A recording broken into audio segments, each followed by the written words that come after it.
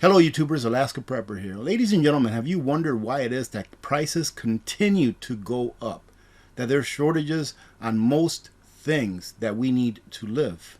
And what is the government doing in order to alleviate the prices at the pump, the prices for food, the prices for heating fuel, etc., etc., etc.? Well, first, let's go ahead and start off with, yes, inflation does have something to do with it. The definition of inflation is the creation of money. The more money that is put out into the system, the more money that is chasing the same or lesser amount of goods, meaning that those goods are going to cost more money, i.e. fiat currency. All right? So when I say money, I mean fiat currency, US dollars, Federal Reserve notes. But what is our government doing in order to alleviate that? Sure, they're really good at getting out in front of the camera and saying, yes, we're doing this and we're doing that, but we don't see any of those things that they're doing affect the prices at the pump or at the grocery store. Or, like I said, for those things that you need to live. Well, ladies and gentlemen, let me tell you what. The reason why the things that we need to live continue to go up in price is not only because of inflation. It's because of something that I talked about a while ago, and I've talked about this a few times.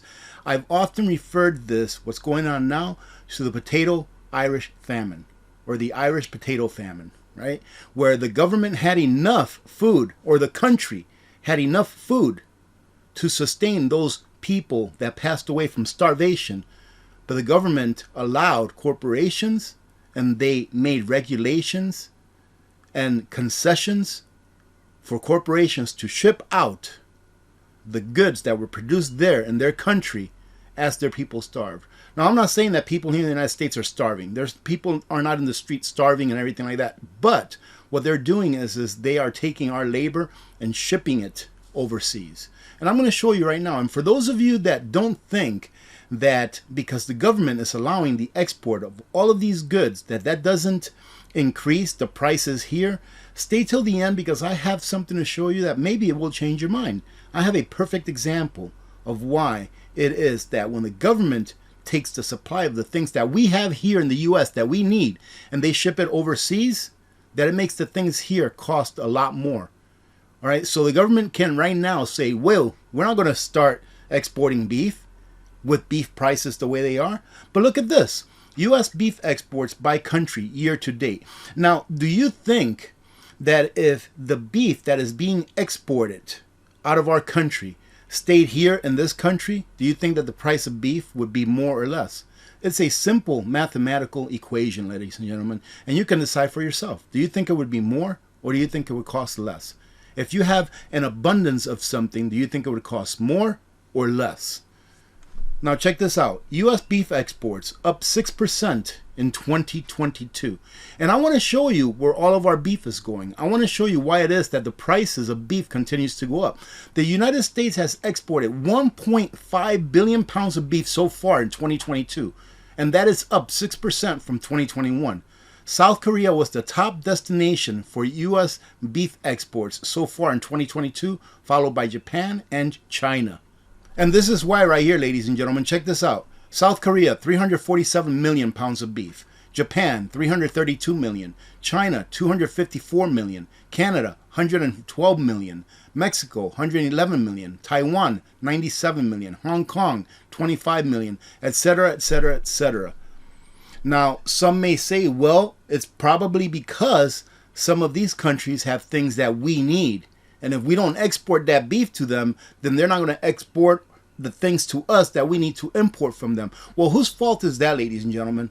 Whose fault is that they allowed corporations to take their manufacturing out of this country and now making us more reliant on other countries because we can't make these things for ourselves? This is why the price of everything is going up. It's because we have no choice but to export to these nations because they have things that we need. Why is that? Because we exported our manufacturing. U.S. natural gas prices remain high through 2022. And this is the EIA saying this, which is the Energy Information Administration for the United States. So they're saying that natural gas prices are to remain high through 2022. This was published on June 9th. I want you to take a look at this right here. It says, in addition, we expect U.S. exports of liquefied natural gas will remain high during this summer, partly as a result of course, is Putin's fault. All right? So far this year, 75% of total U.S. LNG cargoes have gone to Europe, compared with 34% in 2022. 75%, ladies and gentlemen. High international gas prices may also lead to more U.S. LNG exports. So the higher that the prices are internationally for LNG, the more that we're going to export, the more pressure putting on the prices that we pay here. And why is it that you think, for those of you that don't think that exporting fuels is the reason for the fuel prices to go up? Let me show you something. U.S. natural gas slumps after fire at Texas LNG export terminal. What this is saying is that once we lost the capability of exporting 16% of our natural gas, or our LNG, liquid natural gas, that natural gas prices in the United States came down. So because we could not export as much as we were exporting, we are now paying less. So tell me how it is that that does not work with everything else. How does that not work with beef, with chicken, with cotton, with peanuts, with almonds, with anything else? The more of a product that we have here in the U.S., the less that it is going to cost. So all of this pain that we're feeling at the pump, at the supermarket, for you having to get the things that you need just to eat, this is self-induced by this administration, because they've decided to take care of the world and forsake their own countrymen. So people are going to say, it doesn't matter how much oil we export, it's not going to, or keep for ourselves. It doesn't matter how much oil we're going to keep for ourselves, because it's not going to matter what the pump says. Really, ladies and gentlemen? Were we oil independent just a couple of years ago? Were we oil independent, meaning that we produced what we used? Was gas prices $2 at the pump or lower? I would say so. So how is it that people say that it doesn't matter how much we export, it's not going to change the price at the pump? Where 2 years ago, we were producing a lot more and keeping more for ourselves. We were still exporting, but we were keeping more for ourselves here in the United States, instead of begging our adversaries, instead of begging the people that hate America, the countries that hate America, to pump more oil so that we can pay less at the pump. Why is it that it was less than $2 and now it's over $5? If you don't understand that the government is not there for you, then you better wake up, because this is going to continue. This will continue to happen, and you will continue to pay more and more and more. The warnings have been put out there. The warnings have been put out there by CEOs of corporations, not even the government.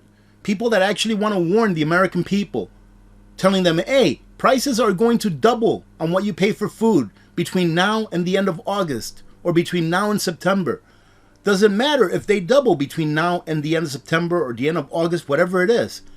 What matters is that they're going to continue to go up. Doesn't matter that the US dollar is climbing and getting stronger against other currencies, when you yourself here in the United States have a strong dollar in your hands, but it's worth less for you. This is going to continue to happen, ladies and gentlemen. You need to prepare now. You need to find all the deals that you can and stock up now. And I'll finish it off with this, ladies and gentlemen. We're paying record diesel prices. U.S. exports more diesel as global shortage fuels competition. Why are we exporting more diesel when we need it here? Why are we exporting more diesel when truckers here are giving up their careers because they cannot afford to put fuel in their trucks?